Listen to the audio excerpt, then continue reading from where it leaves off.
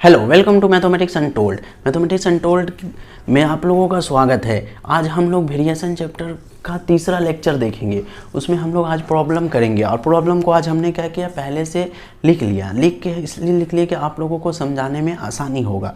ठीक है, चलो पहला प्रॉब्लम से स्टार्ट करते हैं। पहला प्रॉब्लम में क्या बोला है, A proportional to 1/c, C proportional to 1/b, let us show that A proportional to B. तो बताओ कि ए प्रोपोर्शनल टू बी बताओ। ठीक है, तो देखो इसको हम लोग रफ में समझते हैं। ए के साथ सी का रिलेशन दिया हुआ है, सी के साथ बी का रिलेशन दिया हुआ है। यहाँ पे देखो ए के साथ सी का रिलेशन दिया हुआ है, सी के साथ बी का रिलेशन दिया हुआ है, और उसे क्या चाहिए, ए के साथ बी का चाहिए। बी का चाहिए मतलब किसके साथ नहीं चाहिए, सी के साथ नहीं चाहिए, मतलब सी को हटा देना है। तो सी को हटा देना है मतलब कि किसी एक इक्वेशन में से, ठीक है, किसी एक सी को हटा देना है। ठीक है, तो चलो देखो कैसे करते हैं, यहाँ से स्टार्ट करते हैं। ए प्रोपोर्शनल 1/c दिया हुआ, इसको ओपन किए तो k1/c आया। k1 क्या है, मेरा कांस्टेंट है। फिर वैसे ही दूसरे वाले को ओपन किए तो k2 आया। k2 क्या है, कांस्टेंट है। क्यों k1 k2 आया, क्योंकि दोनों दो रिलेशन है। दोनों दो रिलेशन होने का मतलब है कि अब दो अलग अलग कांस्टेंट होगा, इसलिए अलग अलग कांस्टेंट होगा तो सबको हम लोग k नहीं बोल सकते हैं, इसलिए एक में हम लोग k1 बोल दिए और दूसरे में हम लोग k2 बोल दिए। ठीक है, अच्छा तो ये हम बताएं कि a के साथ c का दिया हुआ है और c के साथ b का दिया हुआ है, लेकिन हमारे क्वेश्चन में किसको चाहिए, a के साथ b का चाहिए। तो जब a के साथ b का चाहिए तो हमें c का हटाना है। तो हम लोग क्या किए, c का वैल्यू यहाँ से उठा के हम लोग यहाँ डाल सकते हैं, क्योंकि a और b में चाहिए तो c का वैल्यू हम लोग यहाँ उठा के यहाँ डाल सकते हैं। तो देखो हम लोग क्या लिखे, putting the value of c in equation 1। ठीक है, तो अभी 1 में क्या देखो, a k1 और c का वैल्यू क्या है, k2/b, तो c का वैल्यू k2 डाल दिया। b क्या होगा, नेक्स्ट लाइन में ऊपर चला जाएगा, k1 k2 बना।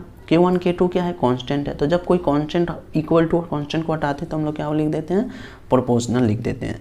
तो इस तरह से हमारा क्या प्रूव हो गया, a प्रोपोर्शनल टू b। ठीक है, तो इस तरह से हमारा ये प्रॉब्लम हुआ। अच्छा, अब हम लोग आगे बढ़ते हैं, दूसरे प्रॉब्लम में देखते हैं।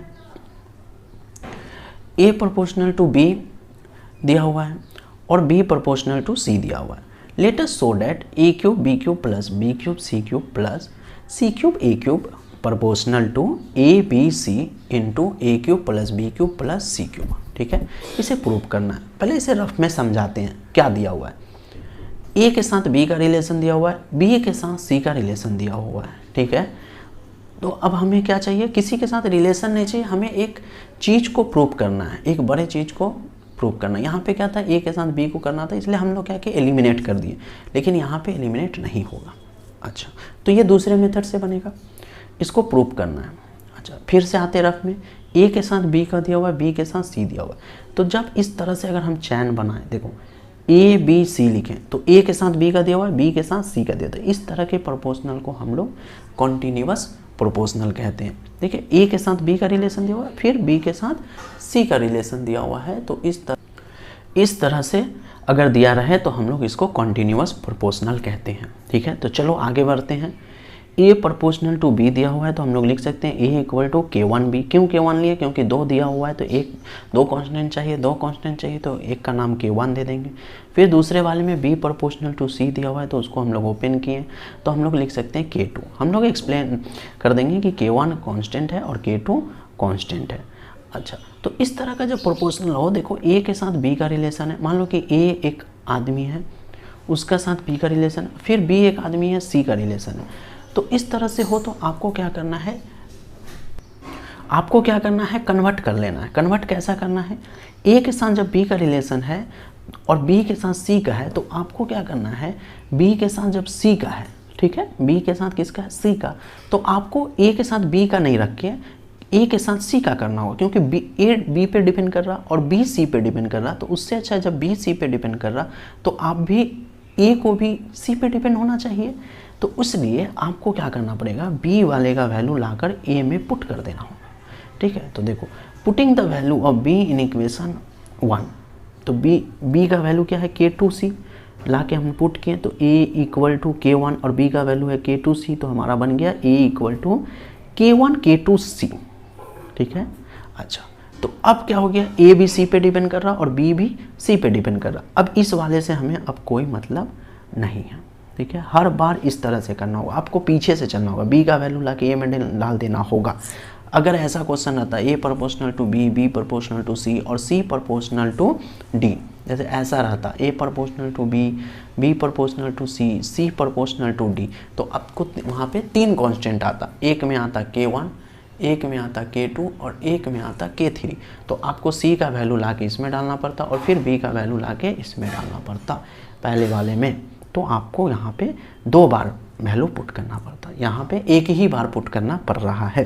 अच्छा, अब हम लोग पिछले क्लास में देखे हैं जिस चीज़ को प्रूव करना पड़ता है उसको डिवाइड में लिखते हैं। ए का वैल्यू डाल दिए K1 K2 C का क्यूब, बी का वैल्यू डाल दिए K2 C का क्यूब प्लस फिर बी का वैल्यू K2 C क्यूब, फिर सी का वैल्यू कुछ नहीं है सिर्फ सी क्यूब प्लस सी क्यूब, फिर ए का value K1 K2 C cube, फिर नीचे में आते हैं ए का value K1 K2 C, B का वैल्यू K2 C, सी का वैल्यू C, फिर अंदर में जाते हैं ए का वैल्यू डालें, बी का वैल्यू डालें और सी का वैल्यू डालें। इस तरह से हमारा यहाँ पे बना। अब आगे बढ़ते हैं, यहाँ तक समझ में आया होगा। अब आगे बढ़ते हैं, अब आगे बढ़ते हैं तो देखते हैं कि हमारा यहाँ पे सी क्यूब और सी क्यूब कितना बना, C6 बना और K1 क्यूब K2 क्यूब लिख लेना है प्लस फिर देखते हैं K2 क्यूब और C3 और C3 फिर कितना बना, C6 बना। पावर क्या होता है, ऐड हो जाता है। फिर लास्ट वाले में C क्यूब और C क्यूब, C क्यूब कितना हुआ, C6 हुआ और K1 क्यूब K2 क्यूब। फिर नीचे में वैसे ही K1 K2, यहाँ पे इसको K2 कर लो, ठीक है, K2 कर लो। देखो यहाँ पे क्या बनेगा, K1 K2 का whole square C cube, K1 K2 का होल स्क्वायर C क्यूब बनेगा, ठीक है। फिर अंदर में देखो क्या बनेगा, K1 K2 का cube C cube, K1 K2 का क्यूब C क्यूब प्लस फिर आगे बढ़ो, फिर क्या बनेगा यहाँ पे K2 C क्यूब मतलब K2 का क्यूब C क्यूब, देखो K2 का क्यूब C क्यूब, फिर आगे बढ़ते हैं तो क्या है, C क्यूब है तो यहाँ भी C क्यूब हुआ, ठीक है। अच्छा, अब आगे बढ़ते हैं, देखो तो ऊपर में देखो C6 क्या है, कॉमन है, C6 क्या है, कॉमन है, ले लिए। नीचे में भी क्या है, देखो C3 और यहाँ से C3 कॉमन आ जाएगा तो बाहर में C6 आ जाएगा, C6 कट गया और ये सब तो क्या बचा, K1 K2 K2 जो भी बचा सब मिल के क्या बनेगा, एक कांस्टेंट बनेगा। तो हम पूरे को क्या लिख देंगे, कांस्टेंट लिख देंगे। जब कांस्टेंट हो गया तो ये उस पर गया और ये क्या हो जाएगा, प्रोपोर्शनल प्रूव हो जाएगा, ठीक है। तो इस तरह से हमने क्या किया, इसको प्रूव किया। अगर नहीं समझ में आए तो इसको हम फिर से समझा देते हैं, अगर नहीं समझ में आया होगा। A proportional to B, B proportional to C दिया हो, क्या कि A equal to K1 B, B equal to K2 C खोलने के बाद K1 K2 कांस्टेंट है, ए बी पे डिपेंड कर रहा, बी सी पे डिपेंड कर रहा, बी तो खुद सी पे डिपेंड कर रहा, तो उससे अच्छा ए को भी सी पे डिपेंड करवाना चाहिए। तो उसके लिए हम लोग क्या किया, बी का वैल्यू ला के ए में पुट किए तो हमारा ये हो गया।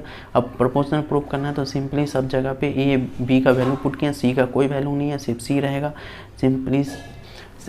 सिंपली सिंप्लीफाई किए, सिंप्लीफाई करने के बाद नेक्स्ट स्टेप में देखते हैं इस तरह से हुआ। और जो भी नंबर बचेगा वो कट जाना चाहिए, कट गया, सिर्फ के बचा तो क्या हो गया, हमारा कांस्टेंट हो गया। तो इस तरह से फिर प्रूफ हो गया, ठीक है। अच्छा, अब आते हैं नेक्स्ट प्रॉब्लम में बढ़ते हैं, ठीक है। चलिए देखिए, ये इंपॉर्टेंट क्वेश्चन है, ठीक है। If A proportional to B, A square plus B square proportional to A B, अगर इस तरह से दिया हुआ है तो let us prove that A plus B proportional to A minus B. तो देखो इस तरह का प्रॉब्लम जो होगा मेथड 2 से बनेगा। मेथड 2 का मतलब होता है कि आपको कंपोनेंडो डिविडेंडो लगाना पड़ेगा, ठीक है। तो मेथड 2 कहाँ पे यूज करेंगे, जहाँ पे लेफ्ट हैंड साइड में अगर हम एक वेरिएबल ए को पकड़ते हैं तो लेफ्ट हैंड साइड में ए का पावर 2 है और राइट हैंड साइड में ए का पावर 1 है, तो ठीक है। तो इस तरह क्वेश्चन में जब पावर अलग हो, लेफ्ट हैंड साइड में कोई वेरिएबल का पावर अलग हो और राइट हैंड साइड में कोई वेरिएबल का पावर अलग हो, तो उस तरह के प्रॉब्लम को हम लोग मेथड 2 से करते हैं। मेथड 2 में क्या करना पड़ता है, थोड़ा सा ट्रिक यूज करके कंपोनेंटो डिविडेंडो लगाने से हमारा सॉल्व हो जाता है। चलिए स्टार्ट करते हैं। A square plus B square equal to A B दिया हुआ है, तो आप जब प्रोपोर्शनल हटाएंगे तो इक्वल टू के आएगा, यहाँ पे सिर्फ के आएगा क्योंकि एक ही रिलेशन दिया हुआ है, के क्या है कांस्टेंट है। अब देखो जब यहाँ पे ए बी हमने यहाँ पे ए बी को बुलाएं, अच्छा ए स्क्वायर प्लस बी स्क्वायर और ए बी है तो हमें याद आना चाहिए कि जब ए स्क्वायर प्लस बी स्क्वायर भी दिया हुआ है और ए बी भी दिया हुआ है तो ज़रूर इसको कोई ना कोई फार्मूला में कन्वर्ट करेंगे, और कन्वर्ट कौन सा फार्मूला पे होगा, ए प्लस बी के होल स्क्वायर के फार्मूला पे होगा। तो ए स्क्वायर प्लस बी स्क्वायर के होल स्क्वायर का फार्मूला फुलफिल होने के लिए ए स्क्वायर होना चाहिए, बी स्क्वायर होना चाहिए और 2ab होना चाहिए। तो यहाँ पे क्या है, सिर्फ ab है, तो इसको क्या चाहिए, 2 चाहिए, इसलिए हम लोग क्या किए, हाफ से दोनों तरफ मल्टीप्लाई कर दिए।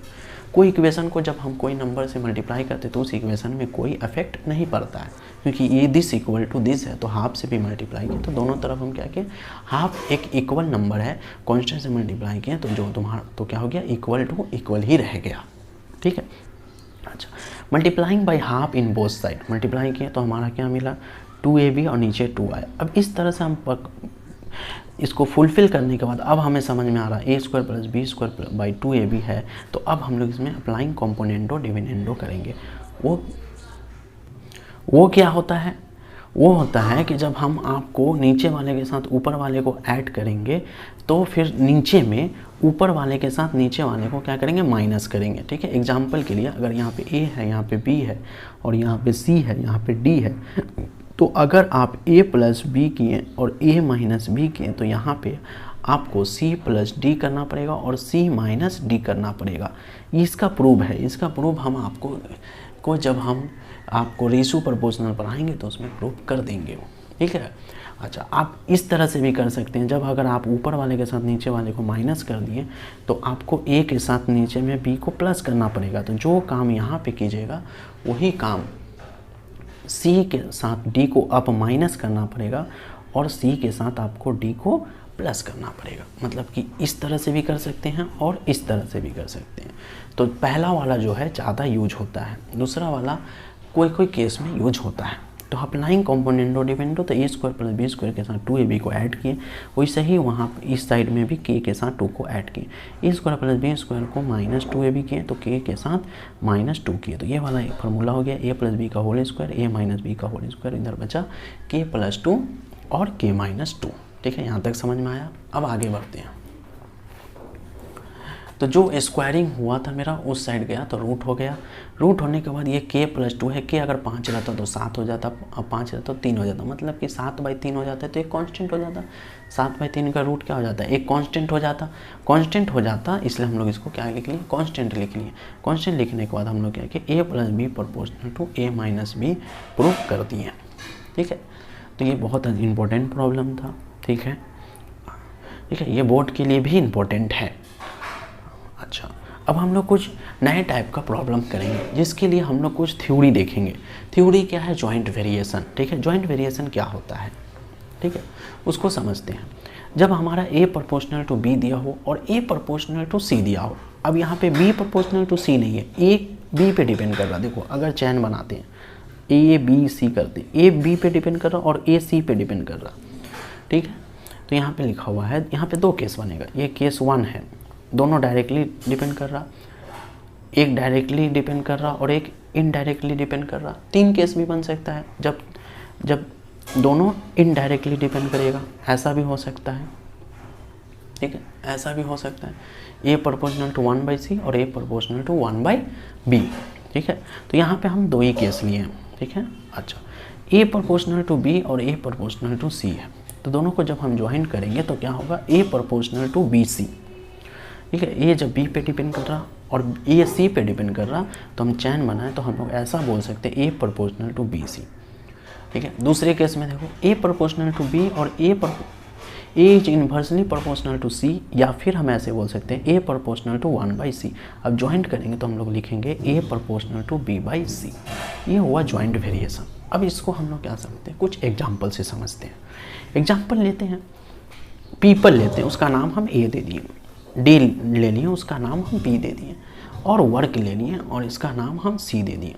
पीपल को हम लोग डिपेंड करवाते हैं, पीपल रखते हैं एक केस में और डी को रखते हैं। मान लो 10 पीपल है, 10 दिन काम करता है, 10 आदमी है, कोई काम करना है। ठीक है, कोई काम करना है मतलब कोई घर बनाना है, 10 दिन में बनाने में उसको लगा।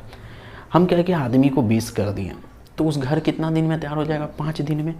तो ए जो है बढ़ रहा है, नीचे की तरफ क्या हो रहा है, इंक्रीज हो रहा है। आपको एक डायरेक्शन चूज करना पड़ेगा। तो बी क्या हो रहा, यहाँ पे इंक्रीज हो रहा है इसलिए आई लिख दिए, और डी जो है नीचे की तरफ क्या हो रहा है, डिक्रीज हो रहा है इसलिए डी लिख दिए। ठीक, डिक्रीज हो रहा, ये ए है, पीपल को ए माने थे, डिक्रीज हो रहा, तो हम बोल सकते हैं ए प्रोपोर्शनल टू 1/b। ठीक है, इस केस से हमारा ये निकल के आया। अच्छा, दूसरा केस लेते हैं, फिर पीपल का डिपेंड करवाते हैं। अब पीपल को दूसरे चीज़ से डिपेंड करवाते हैं, काम से डिपेंड करवाते हैं।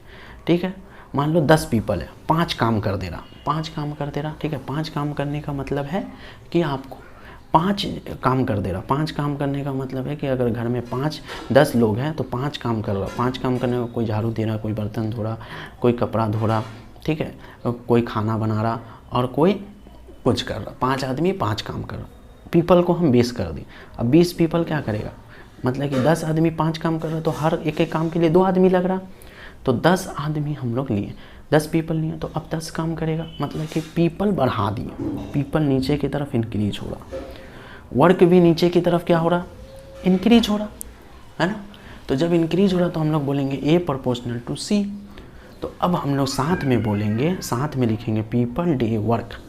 पीपल 10 रहा, साथ में अगर ये तीनों को साथ में सजा दे तो अब हम क्या बोलेंगे, एक को आपको फिक्स करना पड़ेगा, किसी एक से कंपेयर करना पड़ेगा। तो ठीक है, पीपल से डे का कंपेयर किया तो 1/b हो गया, और पीपल से वर्क का किए तो 1/c हो गया। तो इसी को हम लोग बोलते हैं ए प्रोपोर्शनल टू c/b।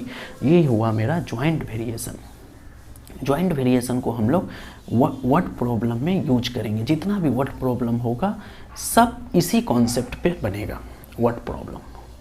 ठीक है, नेक्स्ट लेक्चर में हम लोग वर्ड प्रॉब्लम देखेंगे। Thank you. आप लोग हम मेरे चैनल को लाइक कीजिए, सब्सक्राइब कीजिए, और अच्छा लगे तो शेयर कीजिए। ठीक है, और एक बात और है कि अगर आप कोई भी स्टूडेंट को कैसा भी दिक्कत हो तो आप कमेंट सेक्शन में बता सकते हैं। और फिर दूसरी बात ये है कि आपको अगर इस जो चीज़ हम पढ़ा रहे हैं, अगर इसका PDF चाहिए तो आप PDF भी ले सकते हैं। ठीक है, मेरा नंबर है, आप लिख दे रहा हूँ यहाँ पे 6291277140। ठीक है, इसका आप PDF भी ले सकते हैं। ठीक है, इस नंबर्स पे व्हाट्सअप करके आप PDF भी मांग सकते हैं। तो हम आपको जितना भी पढ़ा रहे हैं इस कॉपी का हम आपको PDF सेंड कर सकते हैं। ठीक है, थैंक यू।